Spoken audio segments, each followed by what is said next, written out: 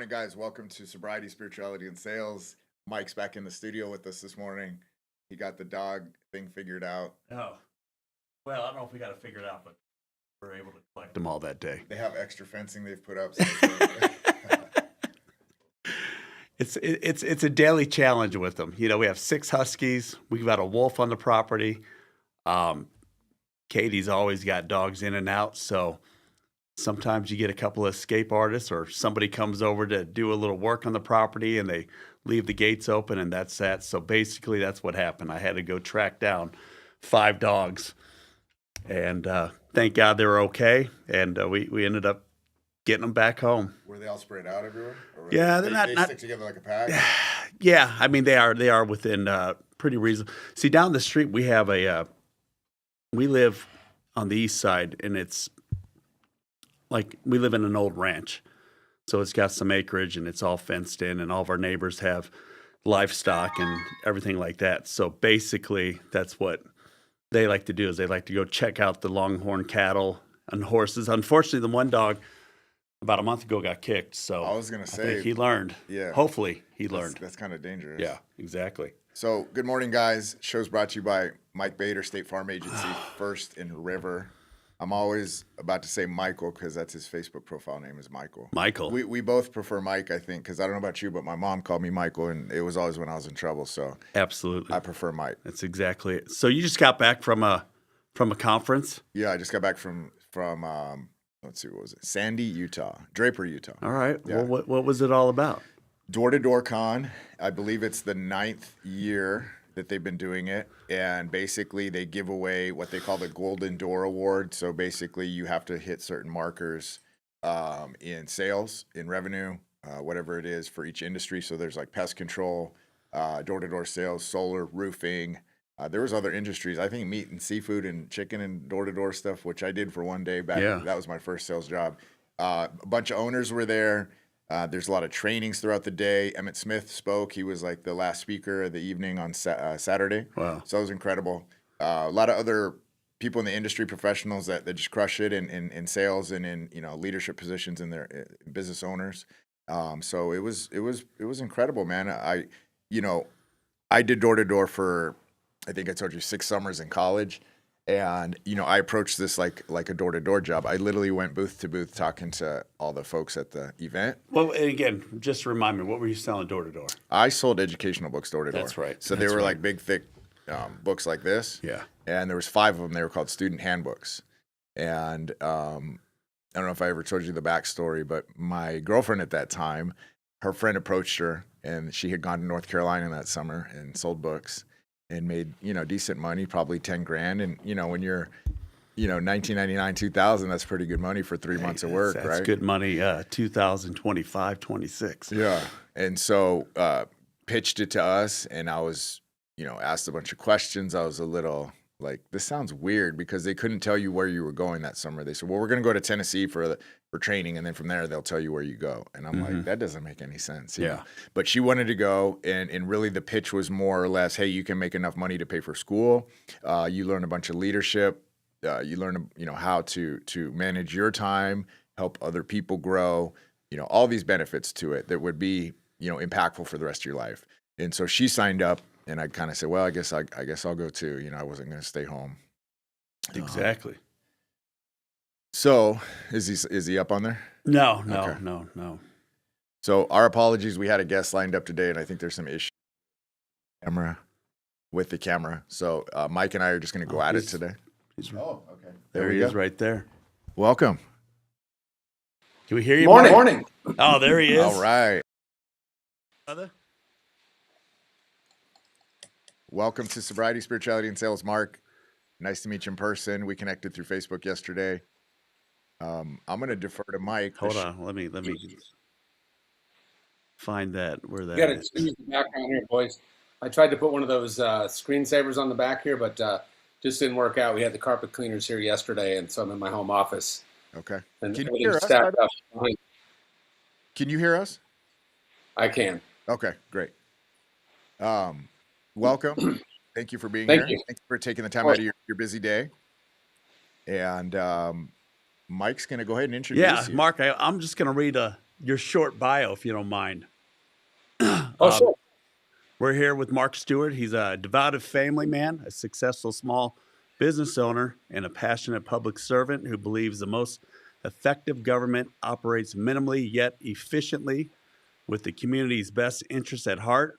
Before his election to the Maricopa County Board of Supervisors, Mark served on the Chandler City Council, where he championed initiatives that prioritize safe neighborhoods, community engagement, economic growth. His leadership focused on creating spaces where businesses could thrive, families could feel secure, and citizens could connect. As a member of the Board of Supervisors, Mark is committed to the people-centered governance that enhances quality of life, drives sustainable growth, and upholds the core values of the community. His dedication to transparent and accountable leadership ensures that Maricopa County remains a place where residents and businesses flourish. And most importantly, Mark's a Christian. Amen. Amen. You want to run for office down here? We need a couple good people. Oh, I got my hands full up here with Maricopa County. But you got some good folks down there. You just got to get them in the office. Yeah. Well, welcome. It's Thank a you. pleasure having you on. Like I said, I know we connected through Facebook yesterday. Really thrilled to have you here and just kind of talk about your life experiences. Mike just told me y'all went to college together. yeah, I don't know if did We they say did. y'all in Missouri? Is that they it? do. I guess the area that we were in school, they do. But Okay. yeah, I met Mark many years ago. I think I showed up there in '92. You guys were in Lambda, right? No. Okay. Close enough. Close. No, we were in Delta Chi. That's where I met Mark. He was just one of those guys that always stood up, very athletic, and just a good dude, very kind. Not one of those guys that like to haze you or give you a hard time because you're trying to enter, but just a good man. And we thankfully have stayed connected up to this point. Yeah, So that's incredible. yeah, absolutely, we have a small niche of friends that we still get in contact, and we'll see each other every year, every couple of years. So no, very lucky to have those men in my life, and very happy how we all excelled from the early days. Yeah, absolutely. Can Mike, I ask you a quick Mike, question?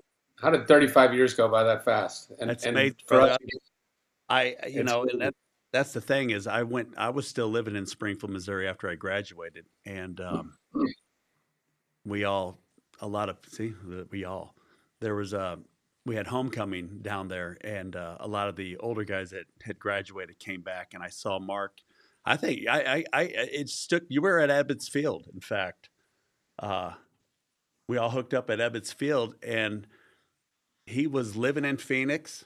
I think at the time you're working for Shell, just yeah. killing it. And I was like, man, I would love to literally live out in Arizona. And funny enough, the opportunity came, and here I am. I mean, went and traded. I mean, they can have all the snow that they're having back east. This is oh man, Right. love it. So, Yeah, it's been a great friendship, and I think the coolest thing is that it's almost like we're 20 again. We tell the same stories. They get a little more embellished every year, but we definitely pick up right where we left off, and we may not talk for a month or two, right? And it just pick right back up. So it's great. That's amazing. So Those friendships, I feel like, are few and far between. A lot of it's with this day and age we live in, with the busyness of everything. It's nice to have those friendships that last a lifetime. So absolutely. I got a question for you. So Mike, said you're a Christian. Did you grow up?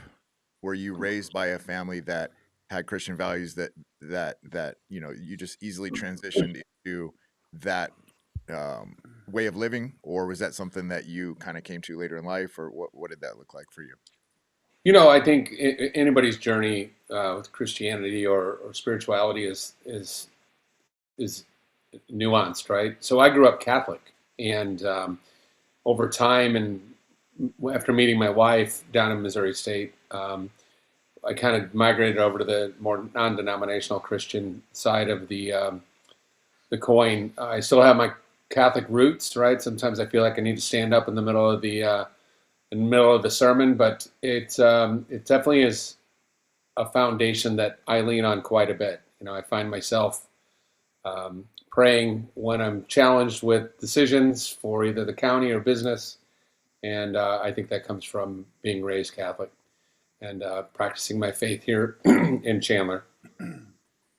That's incredible. Yeah, prayer is huge in my life, and it's really, guided my day to day, in my journey, for the last 7 or 8 years. Um, so you work for the County Board of Supervisors in Maricopa County, or you're public? Yeah, so public service, I served 8 years on city council in Chandler. I just had a calling. So many people get into politics for the wrong reasons. And I just wanted to go in and serve and kind of use a business mindset to what we do. It's a perfect fit for me. But I was elected in the November of 2024, was installed in January of 2025, and just finished my first year at Maricopa County. It's a five member board. We each have districts. I have the Southeast Valley of the Phoenix area, which is Ahwatukee, Chandler, Gilbert, Queen Creek, a little bit of Mesa, some South Tempe. So it's about 1 million people that I represent at the county. But I always tell people the county and cities, it's not politics, and we don't need people in those roles that are political in nature. And it tends to be a breeding ground or a feeder system for people that have higher aspirations that maybe are more partisan. If you do it right, the counties and the cities run as businesses, right? We take your tax dollars, we provide services for you. I serve as I'm on the board of directors advocating for the customer, which is what I call my residents. And I think we're starting to do that at the county. And then we provide the best service that we can for the lowest possible cost. And if we look at it from a business perspective like that, we can kind of stay out of the fray of all the things that are going on nationally or the polarizing subjects. We fix potholes, cut the grass at the parks, right? And try to stay in that lane. And that's easy, and that fits for me. So question two then, because I'm not really sure this is new to me, but this is fantastic, and I love what you have to say so far. Is are citizens able to come to y'all's meeting? Yeah. What is the process like for you guys to make decisions? And what is the Well, scope of decisions? No, that's a great question. I mean, that's a big question, and I'll try to be as concise as possible. Absolutely, people can come to our meetings. What's interesting is, and I was telling somebody this the other day, is that a lot of folks are frustrated with DC, right? They're frustrated maybe even with their state government. You can't go down there and wag your finger at your elected officials, but you can certainly come down to city council. You can certainly come down to the county and express your frustration face to face with the people that represent you. I love that, right? It's not always happy people that show up, but it gives people a voice to be heard, and they can express their frustration. So sometimes I feel like folks show up, they're not really mad at me or the board. They're more mad at the general scope and the general vibe of what's going on in the country. And I relish that. I think it's a good thing that they have that opportunity to vent. And they also have the opportunity to share with us things that we can do better. And I look at those as opportunities to be better as a county. And so I'm grateful for that opportunity. Yeah. Oh, absolutely. I mean, it's simple communication. I mean, that's what needs to happen more. Everybody, it doesn't really matter what party you're in. It's just Yeah. you're doing what's right for the community. Everybody should come together because it's for Mhm. everyone. Well, it humanizes the whole thing. So, for example, and I've done this for 9 years. Somebody will be frustrated before a meeting ever starts. I go and I communicate and I hang out with the residents that are in the dais, right, in the chambers, and then I take my seat and then we vote on things. And then if somebody's mad, then after the meeting's over, I go back down and I talk to them, right, and even if they're upset, and we try to get to a resolution. I think that is a big opportunity for communication to happen. Folks just don't have that at the state and federal level, right? They have email, right? Or they can go protest, and And I understand why folks are so frustrated. So having those one-on-one connections and be able to create solutions together is why I think cities and counties do such a great job. And frankly, when you look at trust level, trust in government, they always rank the highest. Right? People tend to trust the guy they see at the grocery store or at the park versus somebody that's in Washington that they never get to talk to. So I love it. Absolutely. And and I'll give you kudos. I mean, you're a busy man.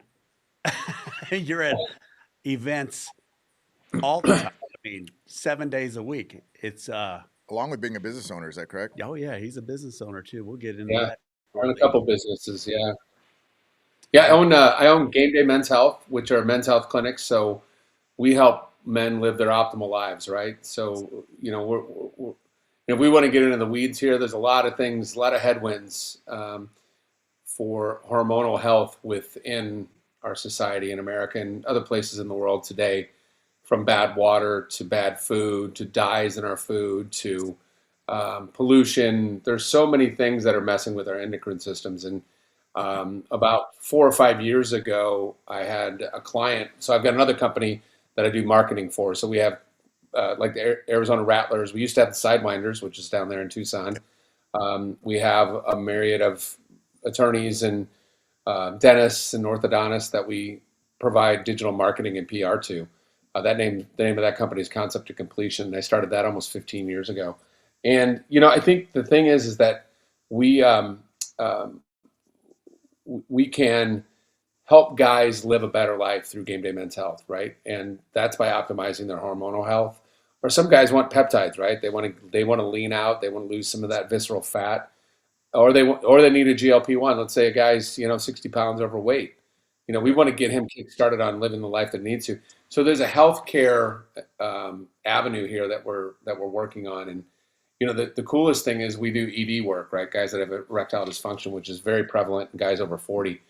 And I had a guy coming out of our office the other day, and I said, "Hey, did you go in to get your injection, right, for his testosterone shot?" He goes, "No, no, no. I was here for ED treatment." Guy's about 35 years old. And he goes, "I was here for ED treatment." He said, "I got your P shot and I got your Gainswave procedure." And he said, "I hadn't been with my wife in 3 years until last weekend."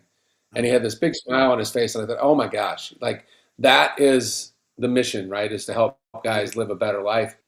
And he didn't know that even existed until he ran into Game Day. And so, hopefully we're helping men, and that's part of the mission is to do those things. But yeah, juggling a lot of things, but I love it. I couldn't imagine my life without this much stuff going on. Where are you guys located at, Mark? So we have a clinic on Gilbert Road, right at Germain, just south of Germain, which is in right on the border of Chandler and Gilbert. And then we also have one in the Biltmore area, which is in like north downtown Phoenix. We have a clinic there, but there's 12 all across the valley, and I think there's 3 or 4 in Tucson, which other franchise owners own.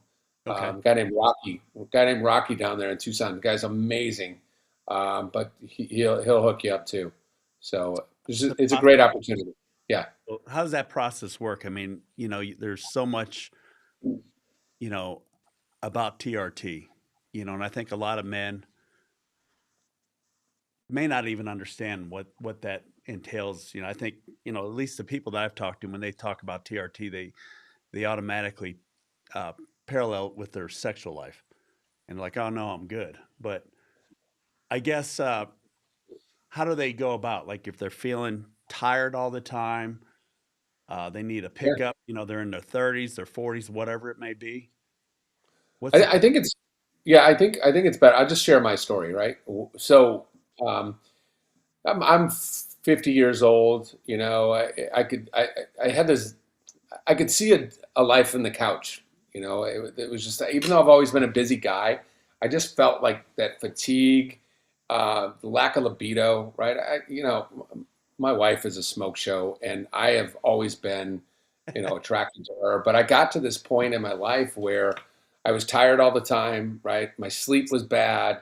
The gym was horrible. Like you go to the gym, and it felt like you're just trudging through it. And I love working out. It's my stress reliever, right? It's how I kind of relax. and my libido was flat, and I just didn't know what was going on. I was lucky enough, and I see this as serendipity, right? Um, I had a guy call me and said he wanted some marketing support for his female hormone clinic. I'd Mm. never heard of that either. Yeah. So we started building his business, and he said, if you're going to really do this, I need you to get your levels, your testosterone checked. I go in, my levels are like 300, right, which is like an 80-year-old guy, Yeah. And he said, well, we're gonna hook you up. So I do pellets. So the little Tic Tacs, they put them in the folds, the Mhm. fat in your hip, and they slow release over about 4 to 6 months.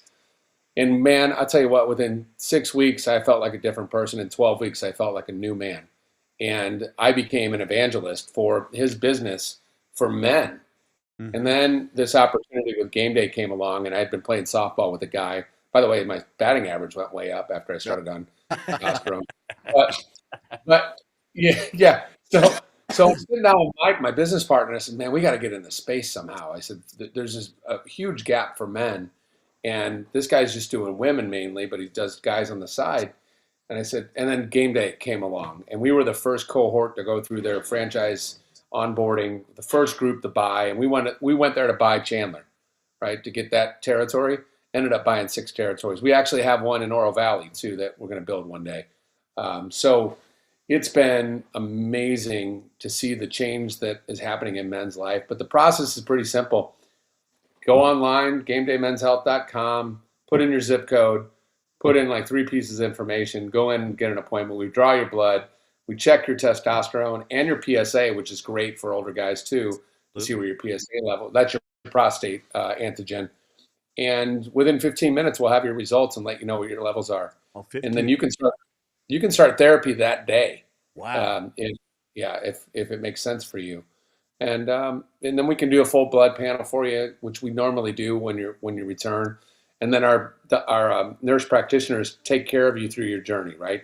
Sure. They're optimizing your hormone levels. Your estrogen's a big deal. Well, you don't have progesterone that much in men, but your estrogen, your testosterone, keeping an eye on your PSA, and keep you at the place where you feel, like you're at your best. And Like a I 30. listen. Yeah, sorry. You get me wound up here. I can go and talk about game day. I love it. But what I hear you saying is that you're not only serving the constituents of Maricopa County and area, but serving these people in your business, and everything you do sounds like it's service based with the marketing company as well. So you must live really well on a day to day basis, knowing how many people you're helping in so many different areas. I'd never thought about it like that, but I guess that is the niche that I've kind of worked myself into is service to others and trying to help them live a better life or run their business better or whatever that may be. And I think that's the cool thing about concept to completion is we don't just do the digital ads or the PR press releases or help them build their digital footprint. I consult their businesses as well. Like I had an attorney that was doing a lot of things. They were everything but nothing. And they really realized, and I did a vision and mission workshop with them where I kind of really found out what made them click and helped them understand that their niche was really in adoption. They really loved helping bringing families together, whether that be foster or adoption or adult adoption. And now they've become the adoption agency in Arizona, right? That's who you call. You call Stewart and Blackwell for adoption help. And it fits their why. They have purpose every day when they go to work. But that helped. That was something that I helped them get to. They may have gotten to it eventually, but going through that workshop with them really helped them identify who they want to be when they grow up. And it's been a good win for them. That's got to be a great feeling. You're putting food on the table for these families that work at the law firm. You're indirectly helping these folks that are bringing somebody new into their family. You're helping somebody that a young child that needs a family. So that's amazing. Yeah, yeah. It's an incredible journey for them, and as somebody that helps them with their business, to see some of the families that get connected, and we put those up on the website. We put those out on our social media. It's pretty remarkable to see the good things that are happening and with their help. So they're a remarkable organization as well.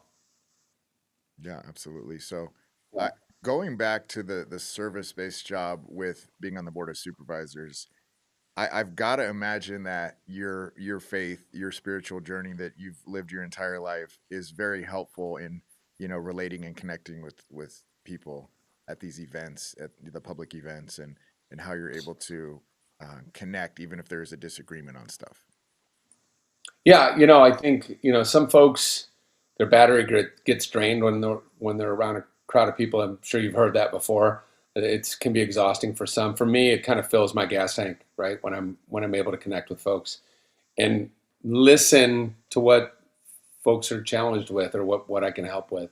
That fits my why as it relates to, the things that have changed since I worked for Fortune 50 companies, and you're chasing a number to be able to sort of move into this new avenue of public service marketing for helping other companies as a broker, if you will.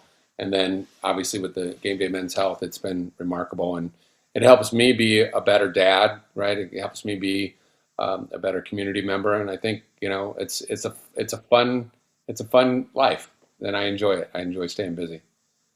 Yeah. So, what are the major areas that they're focusing on right now up in Phoenix that you guys are, I guess, the areas of concern, and what are you guys working towards at this point? Yeah, well, I mean, the county, gosh, we have so many different departments from the health department to elections, right? Elections is always on people's minds, right? From going back to 2018, 2020, we've got to help people trust the institution of elections, and that's my job, is to help people trust what we're doing. We have the sheriff's departments in our budget, which is a huge piece of what we do, public safety. There's so many avenues that we're working on. We're always juggling different opportunities to be better. But I think at the end of the day, from a big picture perspective, and I say this, to most folks, is we want the county to be extra boring. We want to make Maricopa County boring again, right? To use somebody else's phrase, because you want to be able to get up in the morning and the stoplights work and the potholes are fixed and the grass is cut at the park, like I said earlier, and not have to worry. Like I always said, if you don't know who your mayor is, that means everything's going pretty good. If you don't know who your board of supervisors are, that means things are fine. If we're in the news, it means things are messed up. And so we're fortunate that we have a culture of service at the county, and that comes from the 15,000 employees that work for the county. Hmm. And so we want people to feel like they get good value for the money that they give. And I'll use a quick example, and I hope it's okay to get into politics. Absolutely. You look at the return on investment in California for what people pay in taxes there. Yeah. There's no difference between the service levels in Arizona and the service levels in California. And the difference in the spread in what you pay in taxes is huge. You've got a 3% flat tax for income tax here, right? It's like 11% in California, Wow. right? So yeah, before you ever get started, you're cutting 8% more than what we pay. We give them the same thing. We have great roads, the streets are safe, right? The parks are great. Why is it so expensive there? And so for those that are watching, I have a conservative mindset. It doesn't mean that that's the only thing that I care about. I think it's what we always talk about. 80% of Americans are probably in the middle, right? Mhm. They have. I hate to use liberal and conservative, but I will. You think some things, about helping others that need help. We want to help our less fortunate.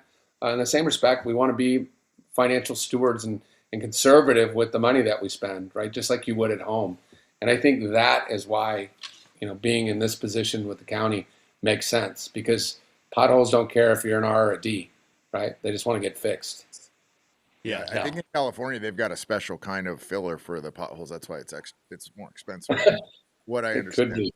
Yeah. Yeah, it's gold.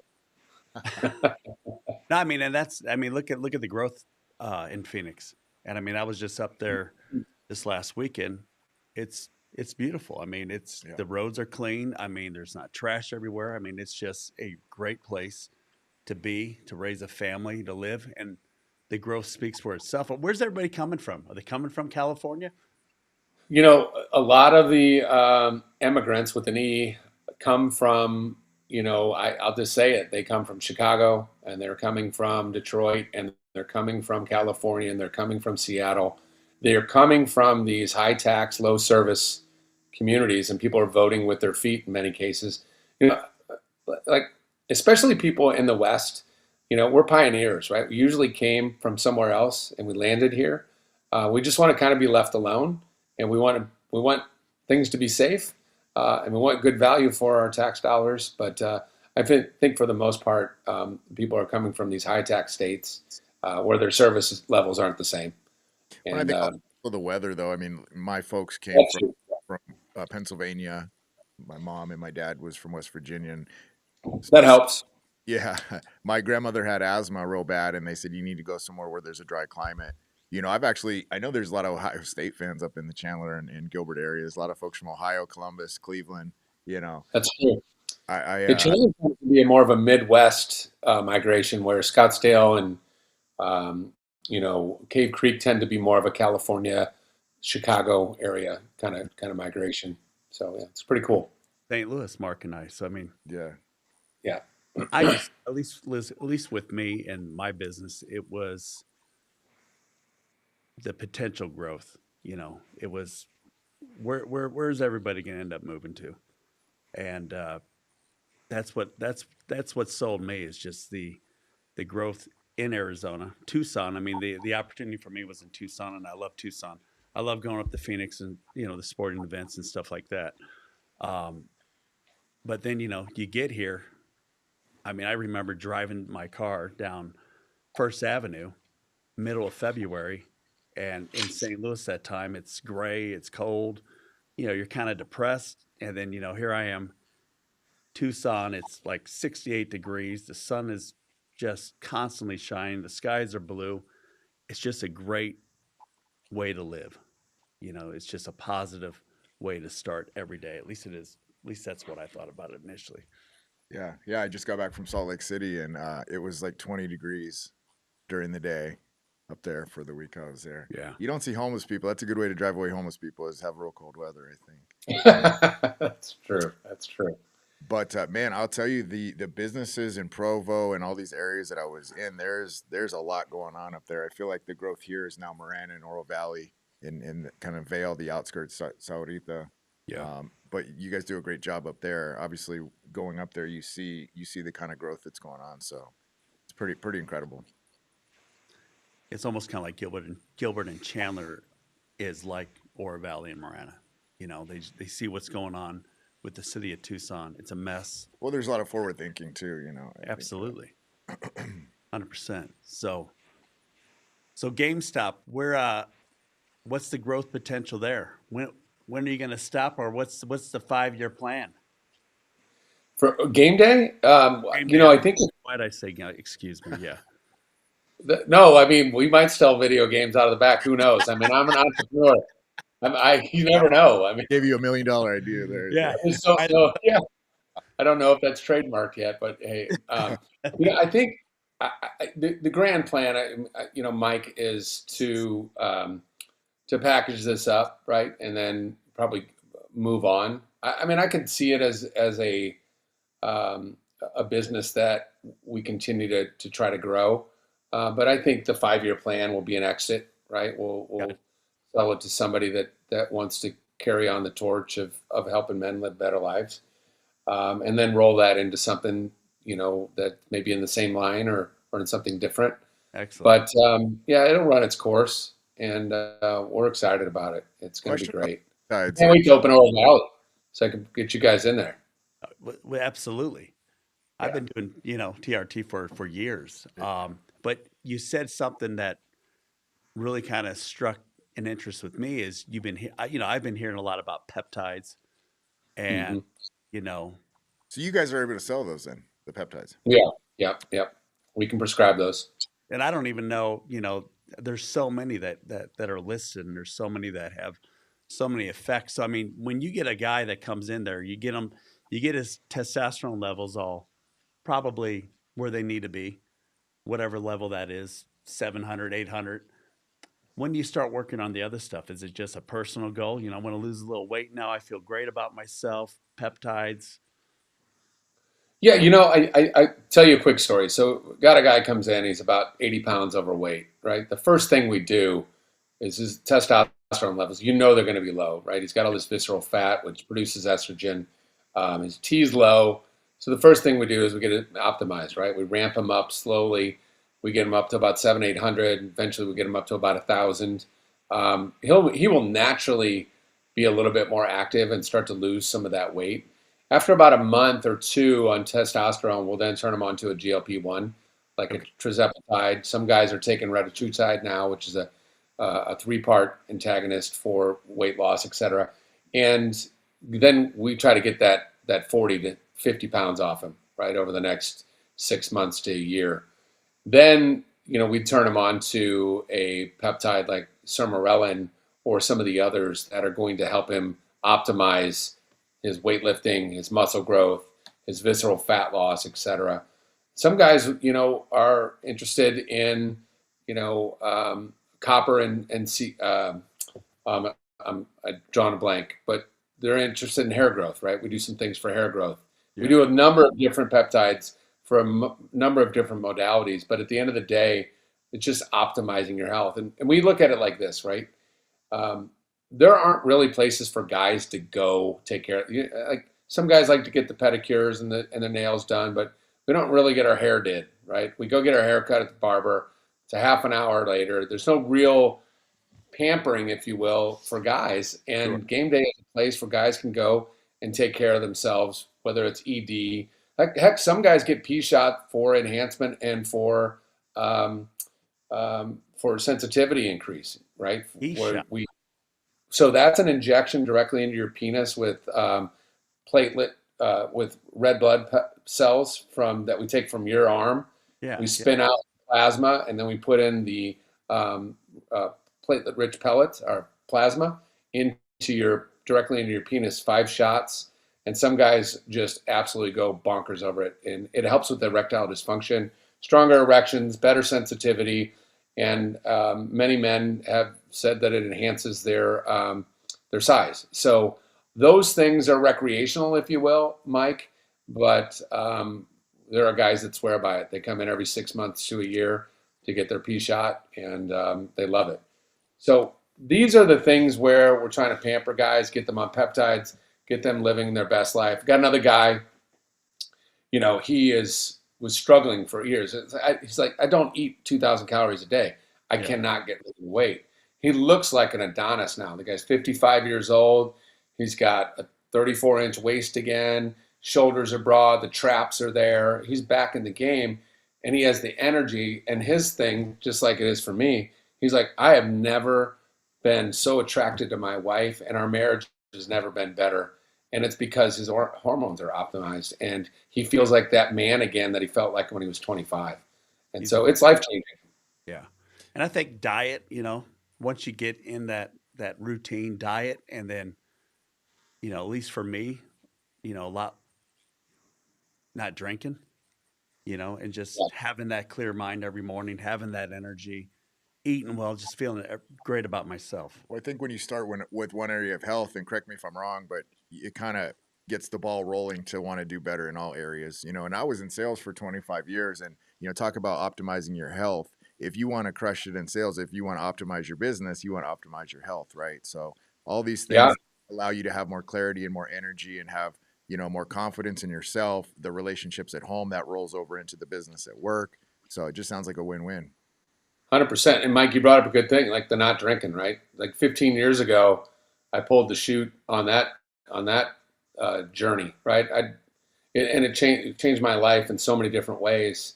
There's no time to drink anymore. I've got so much going on from the service that I'm trying to provide to building businesses that that was as life-changing as anything.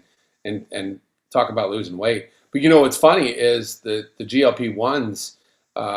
We're seeing some results where men are able to either curb or quit drinking as well with the GLP-1s. Wow. There's something about the mental aspect of the GLP-1s that take away that addictive behavior. And so we're seeing a lot of research that's starting to come out on not only are you losing weight and feeling better, but some guys are just quitting drinking. And I'm not saying it's being prescribed for that. It's just one of the benefits of it.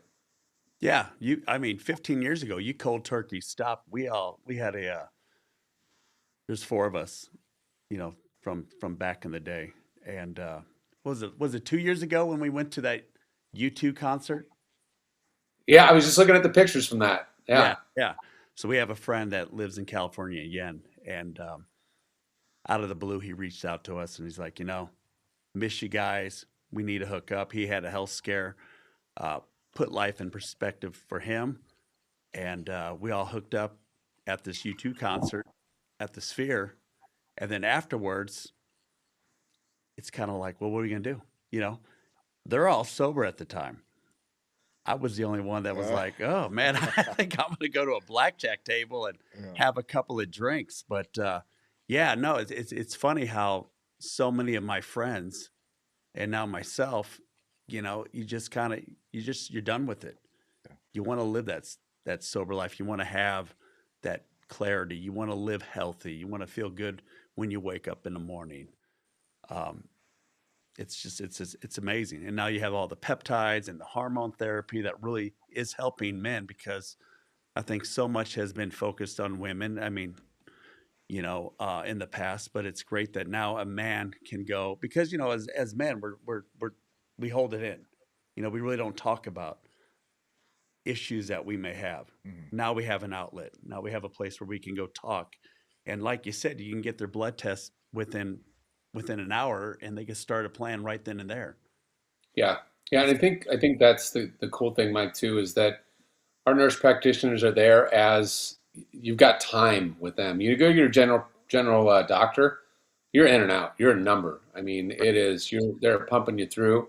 You've got some time to sit down with your nurse and your provider and talk about what's going on in your life. And I think that's the cool thing about game day is this connection that's being made between the practitioner and the patient, where guys can talk about ED comfortably. They can talk about libido. They can talk about if they want to quit drinking. They can talk about whatever it is that's their malady in their life at that time because it's a safe place.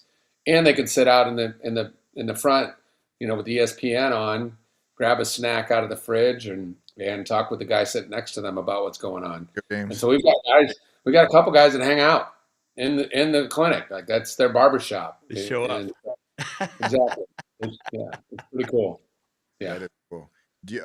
Real quick, so if you don't mind sharing with us, a lot of our guests that come on, they talk about some of the challenges that they've had over the years. And you just mentioned, you stopped drinking about 15 years ago. And to me, what it really sounds like is not only you have so much going on, but it's stuff that brings you purpose and gives you fulfillment in your life. But if you can just kind of touch on maybe some of the challenges you've had in your life that have allowed you to have the perspective that you have today, that allow you to show up for your family the way you do today, for your constituents, for your business partners, et cetera. Certainly, yeah. My decision to quit drinking was physical based, mental based. I think for many people, there was a history of alcoholism in my family, and I lost my dad from it. It got my grandpa. It just was one of those things, growing up Irish, Scottish Catholic, and it's just in the blood. And I recognized, my epiphany was sleeping in through a kid's soccer game, right? And recognizing that like I was never a howl at the moon guy. I was always like just right here. But I was at a place where at 40 years old that I don't know, 3 beers, 4 beers would give me a hangover the next day that I couldn't like get through. It just made me sick the next day. And it made me decide, I was like, okay, I'm not missing my kids' soccer games. I'm not doing what my dad did to me. I'm going to show up for life. I'm going to show up for my family. And just cold turkey, like Mike said, I just said, I'm done. And called it quits. And, at first it was like, I'm going to quit for a while. Who knows? I'll have a drink with this guy or that guy. And then I just got to a place where I was like, I don't need it. It's not part of my life. And it made sense for me to just continue to not drink. And I think that has been key to so now I get up in the morning and I'm productive, right? Instead of licking my wounds, which we did from 20 to 40. And excuse me, 21 to 40 because Yeah, yeah. nobody drank before We didn't do 21. that before 21. That's We didn't right. break the They, law. they didn't have fake IDs in Missouri, huh? No, we didn't do that. No, it was yeah. So it's been a great journey, and it's one of those things that for your folks that are watching, it's just incredible what changes in your life when you get that mental clarity that comes from not drinking and not having this sort of gnawing in the back of your head of, okay, it's Friday, what are we going to do? And I tell my kids this all the time. I said, a 12 pack of beer is a poor man's entertainment, and it's a fact. And so if you want to achieve things in your life, the choice is to anything in moderation if you're not ready to pull the plug. But if it's something that keeps you from getting the things done you want to get done in your life, then you need to step away. And for me, it was missing a kid's game, right? And that was the switch that said to me, all right, this is over. I know that was the final straw, but twofold question. So, Yeah. because of the amount of success it sounds like you've had, since college, since day one, did that prolong that decision? Did you know maybe a couple years before? Did you toy with the idea of it, or was it just a wham bam one day you said, no, I'm done? And then secondly, have you, because of these experiences, have you been able to show up in other people's lives and kind of speak life into them and encourage them? Yeah, I think so. One of the things about being in game day and being in the role that I'm in is I don't really evangelize things as much as I tell stories about, what other people have experienced or what I've experienced. The journey to living a better life is 100% up to somebody else. I think having somebody in my corner that I was watching not party as much as maybe they did on the weekends, like I did, and watching the successes that was coming to them made me say, I want that too. But that's a really good question. It's 15 years ago, so my memory's a little faded on that. I didn't really have anything bad going on or bad happening. I just felt like it was time to make the change and get up on Saturday mornings and feel good. So that was kind of the precipice for me making the decision. And I went to a conference recently. Yesterday was the 6 month anniversary of my son's passing. And, since he passed, it's always been about, I want to increase my spirituality, and going into that field, they talk a lot about your vibration, operating at a higher vibration. And when you operate at that higher vibration, things just start happening good for you.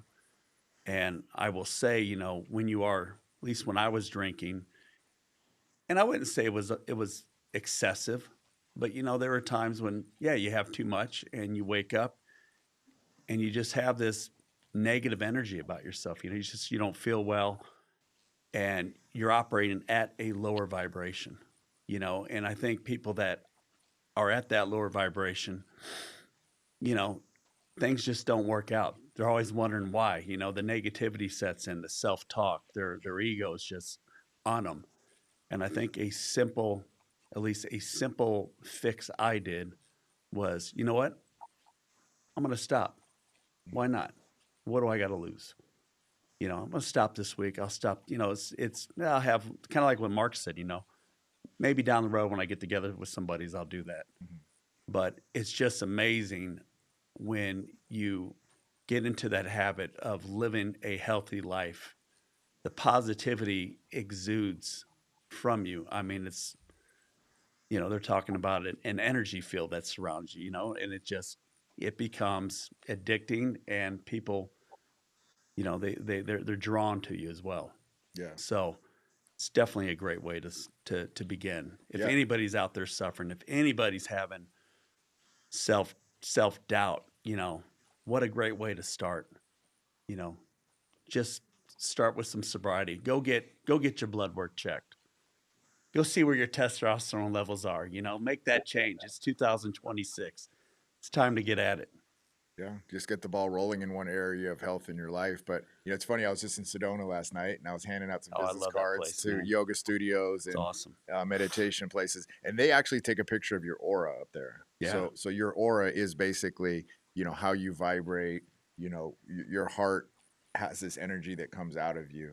And it's funny, at the dealership, people would be drawn to me for whatever reasons, and I was always in a good mood. And people would say, "Why are you always smiling? And why are you always happy?" Well, it's because I was sober. First of all, I wasn't doing the stuff I used to do. But there is something to that, and I mean, I can see that on your face, Yeah. Mark.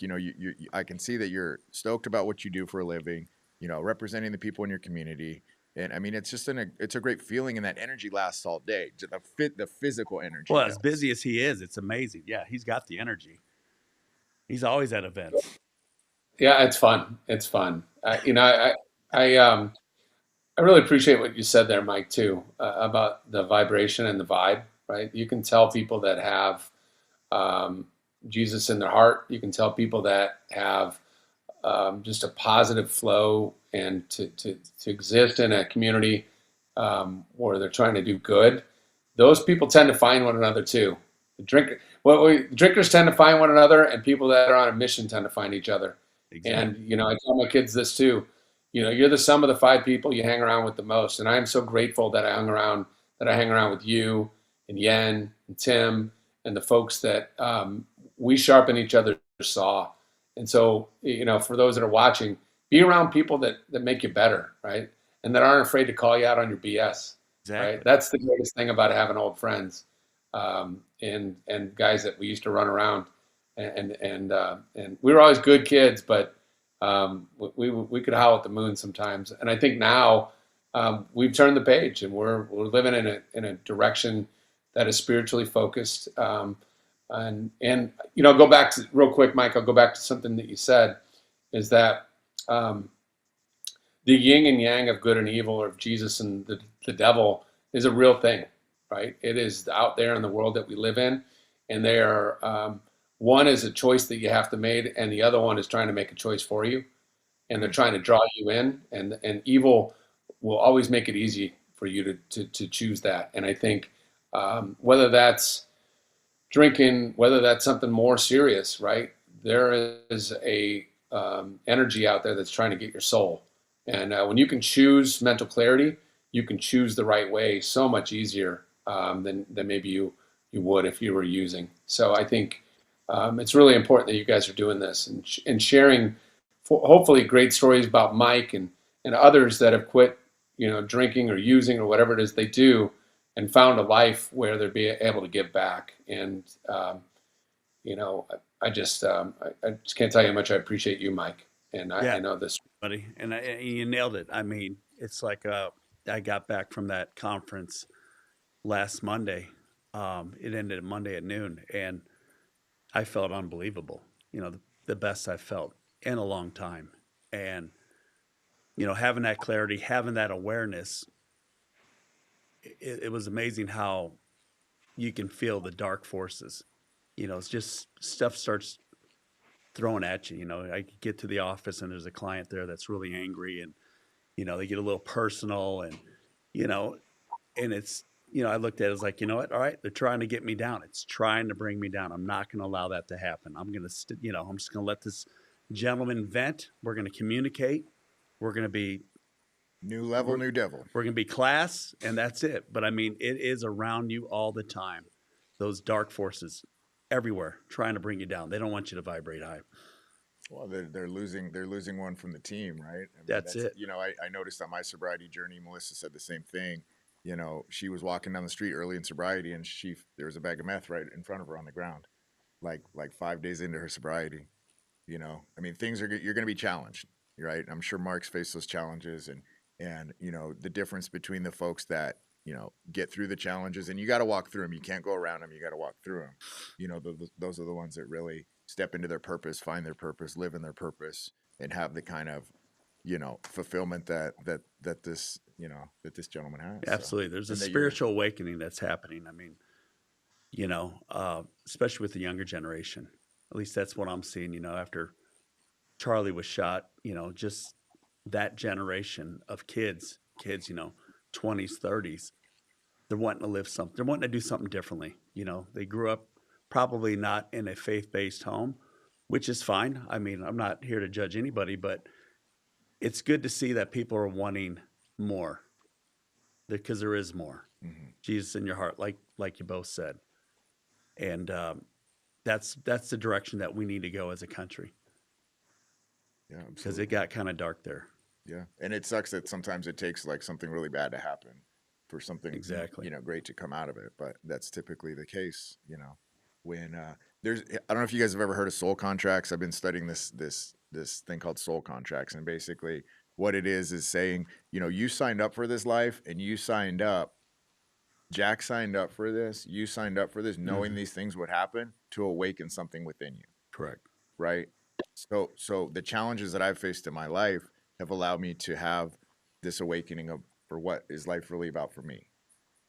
Not living in the third dimensional physical reality anymore, not having the important things be the physical things, having the important things be the spiritual things, the emotional things, the mental things, how I treat people, how I show up for family members, for coworkers, for my clients, things of that nature. It was So, like what you said this weekend. You signed up for that conference and you're in the front row, yeah, and one of the guys that hosted it gave you kudos.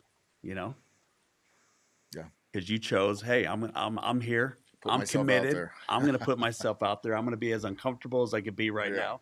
But you know what? That's why I'm here. yeah, I'm going to learn. And yeah. in order to learn and to grow as a person, you have to be uncomfortable. Got to be uncomfortable. Absolutely. Yeah. So that's where we're at, brother.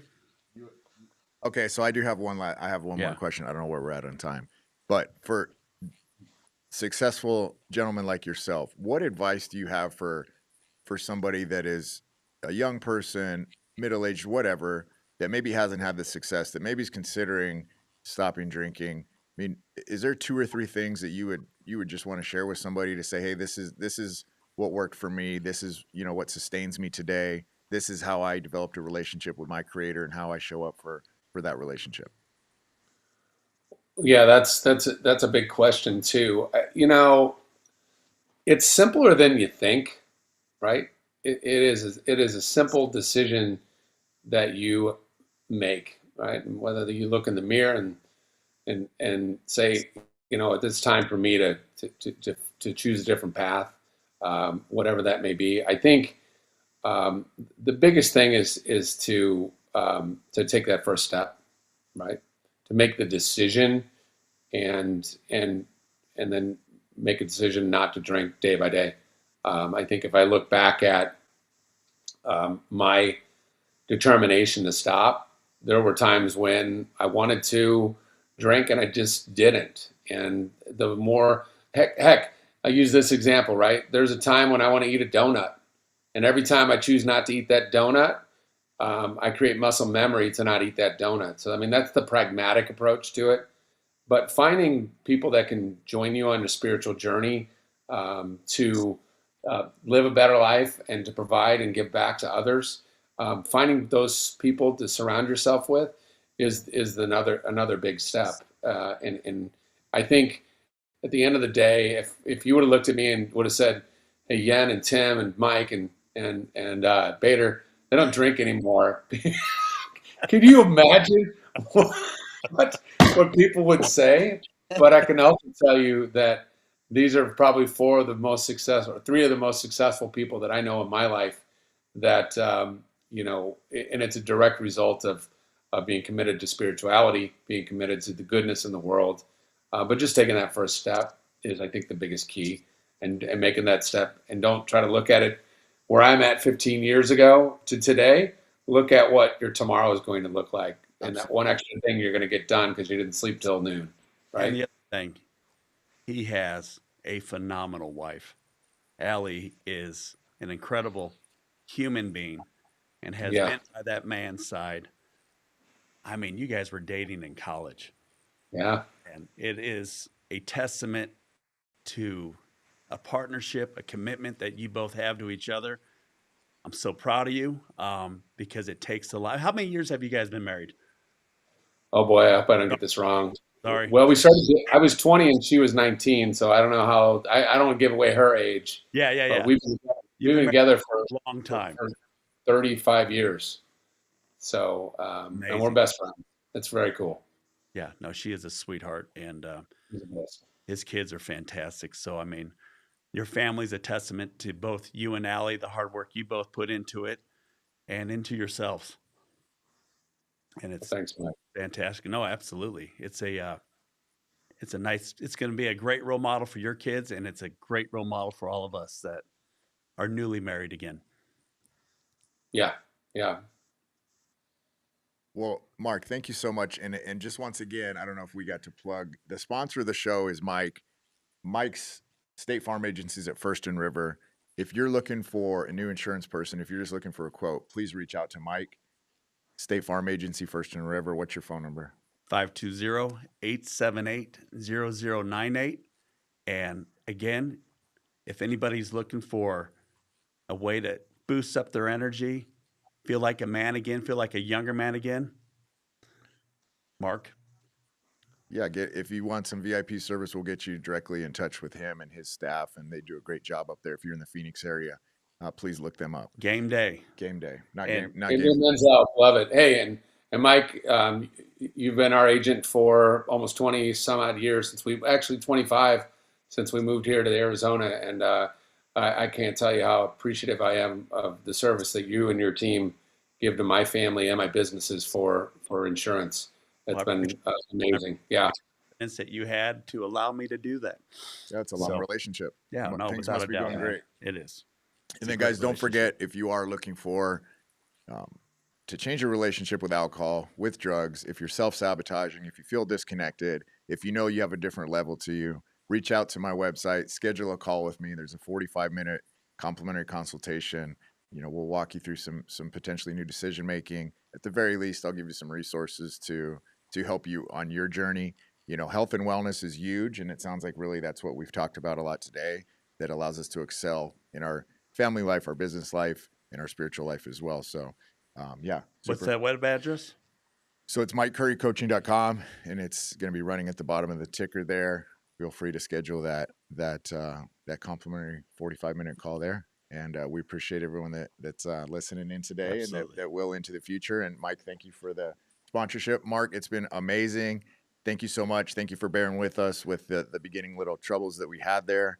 But man, what a pleasure. And we really appreciate you. Absolutely love. Grateful for the work you're doing, Mike. It's important. So thank you. Thank you. Appreciate you and your time. Have a wonderful day. Take care. Take care.